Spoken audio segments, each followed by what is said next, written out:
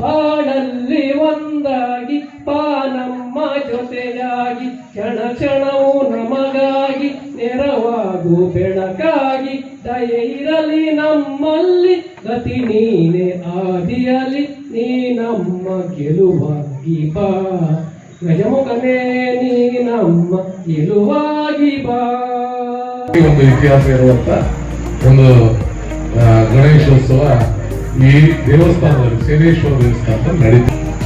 But ಆಗಿನ ಕಾಲಕ್ಕೂ ಈಗಿನ ಕಾಲಕ್ಕೂ ಒಂದು ವ್ಯತ್ಯಾಸ ಮಾಡಿದಾಗ ಬಹಳಷ್ಟು ಡಿಫರೆನ್ಸ್ ಇದೆ. ಅವತ್ತು ಈ ಮೀಡಿಯಾಗಳು ಅಷ್ಟು ಫಾಸ್ಟ್ ಇರಲಿಲ್ಲ, ಟಿವಿ ಮಾಧ್ಯಮ ಇರಲಿಲ್ಲ, ಸಿನಿಮಾಗಳಿರಲಿಲ್ಲ. ಒಂದು ಎಲ್ಲಾದ್ರೂ ಈ ಗಣೇಶೋತ್ಸವ ಅನ್ನೋದೇ ದೊಡ್ಡ ಒಂದು ಸಂಭ್ರಮ. ಇಡೀ ಊರಿನವರು ಒಟ್ಟಾಗಿ ಲಕ್ಷಾಂತರ ಸಾವಿರಾರು ಜನರು ಅದನ್ನು ಅಲ್ಲಿಯ ಒಂದು ಕಾರ್ಯಕ್ರಮ ನೋಡ್ಲಿಕ್ಕೆ ಬರ್ತಾ ಇದೆ. ತೀರಾ ಇತ್ತೀಚಿನ ಒಂದು 10 ವರ್ಷದ ಹಿಂದಿನವರೆಗೂ 15 ವರ್ಷ ಹಿಂದಿನವರೆಗೂ ಇನ್ನು ಸುಧಾಕರ್ ಅವರು ಪ್ರಥಮವಾಗಿ ಅಧ್ಯಕ್ಷರಾದವಾಗ ಅಷ್ಟು ಜನ ಸೇರ್ತಾ ಇದ್ದೀವಿ.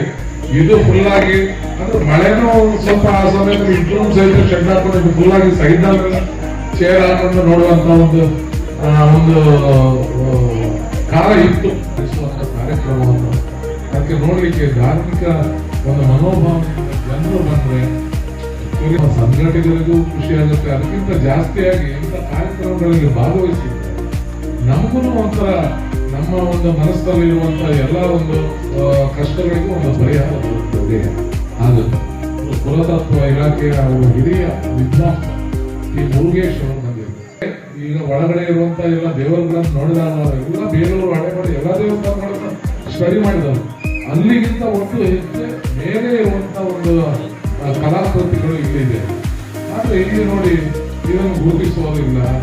ನಾವು ಹೀಗೆ ಮಾತಾಡೋರು ಹೇಳಿದ್ರೆ ಜನ ಎಲ್ಲ ಬರ್ತಾರೆ ಸೋಮವಾರ ದಿವಸ ಒಂದಿಷ್ಟು ಜನ ಆಗ್ತಾರೆ. ದಿವಸಗಳಲ್ಲಿ ಸ್ವಲ್ಪ ಜನ ಬಂದು ಹೋಗ್ತಾರೆ. ನಮ್ಗೆ ಆಕ್ಚುಲಿ ಇಷ್ಟು ದಿವಸ ನಾವು ಇಲ್ಲಿ ದೇವಸ್ಥಾನಕ್ಕೆ ಬಂದವಾಗ ನಾವು ಅದನ್ನು ಅಬ್ಸರ್ವ್ ಮಾಡಿಲ್ಲ. ಆದ್ರೆ ನಿನ್ನೆ ಅವರು ಹೇಳಿದ ನಾವು ಅಬ್ಸರ್ವ್ ಮಾಡಿದ್ರೆ ಗೊತ್ತಾಯ್ತು. ಈ ಕೆಳಗಡೆ ಶೈಲಿ ಮತ್ತೆ ಮೇಲ್ಗಡೆ ಇರೋ ಶೈಲಿ ಅದು ಹಳೆ ಕಾಲದ್ದು. ಮಧ್ಯದಲ್ಲಿ ಅದು ವಿಜಯನಗರದ ಸಾಮ್ರಾಜ್ಯದ ಅವರ ಸಾಮ್ರಾಜ್ಯದಲ್ಲಿ ಅವರು ಮಾಡಿದಂತ ತುಂಬಾ ಉಪಯುಕ್ತವಾಗಿ ಅವರು ಹೇಳ್ತಾರೆ. ಇಷ್ಟು ಒಂದು ಒಳ್ಳೆಯ ಸುಂದರವಾದ ದೇವಸ್ಥಾನ ಎಲ್ಲಿಯೂ ಇಲ್ಲ. ಬಹಳ ಇಷ್ಟು ಹಳೆಯ ದೇವಸ್ಥಾನ, ಹೊಯ್ಸಳ ಚಾಲುಕ್ಯ ಶೈಲಿಯ ದೇವಸ್ಥಾನ. ಅದಕ್ಕಿಂತ ಹೆಚ್ಚಾಗಿ ಅವ್ರು ಹೇಳಿದ್ರೆ ಅದು ಏನು ಗೋಡೆ ಹೊಸದಾಗಿ ಮಾಡಿದ್ದಾರೆ ವಿಜಯನಗರ ಕಾಲದಲ್ಲಿ. ಅಲ್ಲಿ ಮೊದಲು ಈ ಬೇಲೂರು ಹಳೆಪೇಟೆನಲ್ಲಿ ಇದ್ದಾಗ ಸೈಡ್ನಲ್ಲಿ ಮೂರ್ತಿಗಳೆಲ್ಲ ಇದ್ದಿರ್ಬೋದು. ಅದು ಕಾಲಕ್ರಮೇಣ ನಶಿಸಿವಾಗಿ ಅದನ್ನು ಇವರು ಆಲ್ಟ್ರೇಷನ್ ಮಾಡಿ ಅದನ್ನು ತೆಗೆದು ಸರಿ ಇರುವಂತ ವಿಗ್ರಹಗಳನ್ನು ಇಟ್ಟು ಆ ಶಿಲೆಯನ್ನು ಹಾಕಿದ್ದಾರೆ ಅಂತ ಹೇಳ್ತಾರೆ. ಅವರು ಅವರ ನಾಲೆಜ್ ನಲ್ಲಿ ಅವರು ಸ್ಟಡಿ ಮಾಡಿದ ಪ್ರಕಾರ ಹೇಳಿದ್ದಾರೆ. ವಿಷಯ ಇಂತಹ ಸುಂದರವಾದ ದೇವಸ್ಥಾನ, ಕಾರಣಿಕವಾದ ದೇವಸ್ಥಾನ, ಹಲವಾರು ಅಭಿವೃದ್ಧಿಯನ್ನು ಕಾಣಬೇಕಾದಂತ ದೇವಸ್ಥಾನ ಇದೆ. ಕಾರಣಾಂತರದಿಂದ ಅನೇಕ ಅಭಿವೃದ್ಧಿಗಳು ಅಲ್ಲಿ ಹಿಂದುಳಿದಿರಬಹುದು. ಇತ್ತೀಚಿನ ದಿನಗಳಲ್ಲಿ ಎಲ್ಲಾ ದೇವಸ್ಥಾನಗಳು ಒಂದು ಜೀರ್ಣೋದ್ಧಾರಗೊಂಡಂತೆ ಇದು ಸಹಿತ ಜೀರ್ಣೋದ್ಧಾರ ಒಳ್ಳೆದಿದೆ. ಯಾಕಂದ್ರೆ ಅದಕ್ಕೂ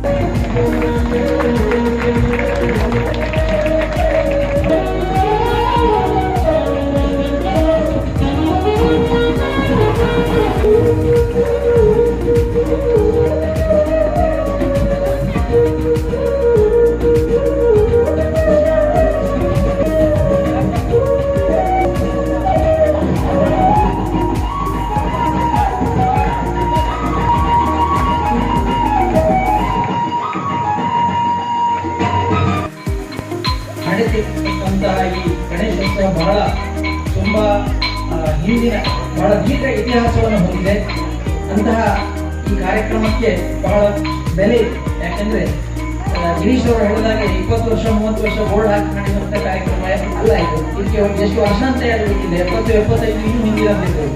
ಹಾಗೆ ಇಷ್ಟೊಂದು ದೀರ್ಘಕಾಲ ನಡೆಸಿಕೊಂಡು ಬಂದಂತಹ ಒಂದು ಕಾರ್ಯಕ್ರಮ ಮತ್ತು ಅದನ್ನು ಬಹಳ ಸಂಘಟಿತವಾಗಿ ನಡೆಸ್ತಾ ಇರುವಂತದ್ದನ್ನು ನಾನು ಸಹ ಬಹಳ ಸೂಕ್ಷ್ಮವಾಗಿ ನಮ್ಮ ಬಾಲ್ಯ ದಿನದಲ್ಲಿ ಕಂಡಿದ್ದೆ.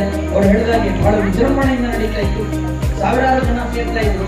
ಯಾಕೆಂದ್ರೆ ಆಗಿನ ಕಾಲದಲ್ಲಿ ಈ ಧಾರ್ಮಿಕ ಕಾರ್ಯಕ್ರಮಗಳು, ಭಜನೆ, ನಾಟಕ ಇವಕ್ಕೆಲ್ಲ ಅದೇ ಒಂದು ಮನೋರಂಜನೆಯ ಸಾಧನ ಆಗಿತ್ತೆ. ಬಹುಶಃ ಕೆಲವು ವರ್ಷಗಳಲ್ಲಿ 15 ವರ್ಷಗಳಲ್ಲಿ ಇಲ್ಲಿ ನೆರೆಯುವವರ ಸಂಖ್ಯೆ ಕಡಿಮೆ ಆಗಿರ್ಬೋದು. ಆದರೂ ಸಹ ಸುಧಾಕರ್ ಅವರು ಬಹಳ ಮುತುವರ್ಜಿಯಿಂದ ಮಾಡ್ತಾ ಇರುವುದನ್ನು ನಾನು ಕಂಡಿದ್ದೇನೆ. ಸಂಘ ಸಂಸ್ಥೆಗಳಲ್ಲಿ ಕೆಲಸ ಮಾಡುವಂಥದ್ದು ಅಷ್ಟು ಸುಲಭ ಅಲ್ಲ. ಇವರು ಹೇಳಿದಾಗ ಮನೆಗೆ ಹೋದಾಗ ಲೇಟ್ ಹೋದ್ರೆ ಮತ್ತು ಮತ್ತೊಂದು ಇನ್ನೊಂದು ಬೈಯುವುದೆಲ್ಲ ಇರ್ತದೆ. ನಾನು ಸಹ ಒಂದು ಸ್ಮಶಾನದ ಈ ಒಂದು ಸಣ್ಣ ಒಂದು ಏನೋ ಸಾಮಾಜಿಕ ಕಾರ್ಯ ಮಾಡ್ಬೇಕಂತ ನಮ್ಮ ಹೆಂಡತಿ ಮನೆಯಲ್ಲಿ ಬಯಲು ಸ್ಮಶಾನಕ್ಕೆ ಪದೇ ಪದೇ ದಿನ ಎಲ್ಲ ಹೋಗಾಗ ಅಂತ ಹೇಳಿ ಬೈಯುತ್ತಿರುತ್ತೆ. ಆದ್ರಿಂದ ಇದನ್ನು ನನಗೂ ಸ್ವಲ್ಪ ಅರಿವಾಯ್ತು. ನಾವು ಮೊದಲು ಆಕ್ಚುಲಿ ನಮ್ಗೆ ಇದೆಲ್ಲ ಗೊತ್ತಿರ್ಲಿಲ್ಲ. ಸೇನೆಯಲ್ಲಿ ಇದ್ದವರ ಸರ್ವಿಸ್ ಮಾಡ್ಕೊಂಡೆಲ್ಲ ಇದ್ದವರು ಅಂತದೆಲ್ಲ ಇರಲಿಲ್ಲ. ಇಲ್ಲಿ ಅವರು ಒಂದೊಂದು ಸಂಘ ಸಂಸ್ಥೆಯಲ್ಲಿ ಕೆಲಸ ಮಾಡ್ತಾ ಇದ್ದಾರೆ ನಿಜ ಅನ್ಸುತ್ತೆ. ಯಾಕೆಂದ್ರೆ ದೂರದಿಂದ ನೋಡ್ತಾರೆ, ಏನಾದ್ರು ಹೆಚ್ಚು ಕಡಿಮೆ ಆದ್ರೆ ಇವ್ರು ಹೇಳಿದಾಗೆ ಅದೊಂದು ಸರಿ ಇಲ್ಲ ಮನೆ, ಇದೊಂದು ಸರಿ ಇಲ್ಲ ಅಂತ ಹೇಳಿ ಟೀಕೆ ಮಾಡೋರು ತುಂಬಾ ಇರ್ತಾರೆ. ಆದ್ರೆ ಸಹಕಾರ ಅಥವಾ ಪೂರ್ಣ ರೂಪದಲ್ಲಿ ಸಕ್ರಿಯವಾಗಿ ಇನ್ವಾಲ್ವ್ ಆಗೋರು ತುಂಬಾ ಕಡಿಮೆ. ಏನೇ ಇರಲಿ ಅದು ನಮ್ಮಂತಹ ಹಬ್ಬ. ಹಾಗೆ ಈ ಒಂದು ಕಾಲದಲ್ಲಿ ಯಾವುದೇ ಎಂಟರ್ಟೈನ್ಮೆಂಟ್ ಇರಲಿಲ್ಲ ಅಥವಾ ಪ್ರತಿಭಾ ಪ್ರದರ್ಶನಕ್ಕೆ ಅವಕಾಶ ಇರಲಿಲ್ಲ. ಅಂತಹ ಸಮಯದಲ್ಲಿ ಸಹ ಮಕ್ಕಳಿಗೆ, ಕಲಾವಿದರಿಗೆ ಅವಕಾಶ ಮಾಡಿಕೊಡುವಂತಹ ಒಂದು ದೊಡ್ಡ ಹಬ್ಬ ಗಣೇಶನನ್ನ ನಾವು ವಿಘ್ನ ವಿನಾಶಕ ಅಂತ ಪ್ರಥಮ ಪೂಜೆ ಮಾಡ್ತೇವೆ. ಹಾಗೆ ಅವನು ವಿದ್ಯಾದಿ ದೇವತೆಯಿಂದ ಸಹ ಅವನನ್ನ ಪೂಜಿಸ್ತೇವೆ. ಈ ಗಣೇಶ ಅನ್ನುವಂಥದ್ದು 64 ವಿದ್ಯೆ ಇದೆಯಂತೆ. ಅಂತಹ ಎಲ್ಲ ವಿದ್ಯೆಗಳನ್ನ ಕೊಡುವಂತಹ ಒಂದು ದೇವರು. ಆದ್ರಿಂದ ಈ ಗಣೇಶನ ಆರಾಧನೆಯಿಂದ ನಮ್ಮ ಮಕ್ಕಳಿಗೆ ನಮಗೆ ವಿಘ್ನಗಳು ಬರುವುದಿಲ್ಲ ಮತ್ತು ಮಕ್ಕಳಿಗೆ ವಿದ್ಯೆ ಬರ್ತದೆ. ಅದರಿಂದ ಇದೊಂದು ಒಳ್ಳೆ ಹಬ್ಬ. ಇಂತಹ ಹಬ್ಬಗಳು ನಾವು ಸಕ್ರಿಯವಾಗಿ ಭಾಗವಹಿಸಬೇಕು. ಯಾಕಂದ್ರೆ ಮಂಜುನಾಥ ದೇವಾಡಿಗ ಇಡೀ ಇದನ್ನೇ ಗಣೇಶೋತ್ಸವಕ್ಕಾಗಿ ಸ್ಯಾಕ್ರಿಫೈಸ್ ಮಾಡಿದವರು. ಮಾದಣ್ಣ 10-15 ದಿನ ರಜೆ ಹಾಕಿ ಗಣೇಶೋತ್ಸವವನ್ನು ಸುಮಾರು ವರ್ಷಗಳ ಕಾಲ ನಡೆದವರು. ಗಜನಾಯಕರು ಇರ್ಬೋದು, ರಾಮಕೃಷ್ಣ ಆಚಾರ ಇರ್ಬೋದು, ಹಾಗೆ ಸದಸ್ಯರು ಮಸ್ತು ಜನ ಇದ್ದಾರೆ. ಇವರು ಹೇಳಿದಾಗೆ ಸದಸ್ಯ ಸಂಖ್ಯೆ 50 ಇರ್ತದೆ. ಆದರೆ ಎಲ್ಲ ಸಂಸ್ಥೆಗಳು ಕೆಲಸ ಮಾಡೋದು 25 ಜನ ಮಾತ್ರ. ಏನಾದರೂ ಕೆಟ್ಟದಾದಾಗ, ನಿಂದಿಸಿದಾಗ ಅದನ್ನ ಪ್ರತಿಭಟನೆ ಮಾಡುವಂತ ಗುಣವನ್ನ ಎಲ್ಲರೂ ಬೆಳೆಸ್ಕೊಳ್ಳಿ. ಯಾವ ಪಾರ್ಟಿ ಪಕ್ಷವನ್ನ ಮೀರಿ ನಾನು ಈ ಮಾತು ಹೇಳ್ತಾ ಇರೋದು.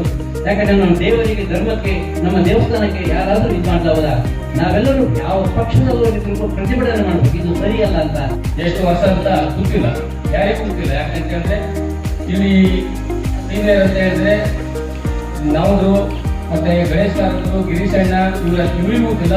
ಈ ಹಿಂದೆ ಅತ್ಯುನ್ನತವಾಗಿ ಗಣೇಶೋತ್ಸವನ್ನ ಅತಿ ಹೆಚ್ಚು ವರ್ಷ ನಡೆಸ್ಕೊಂಡು ಬಂದಂತ ಮಾಧವಣ್ಣ, ಮಂಜಣ್ಣ ಅವರಿಗೂ ಗೊತ್ತಿಲ್ಲ.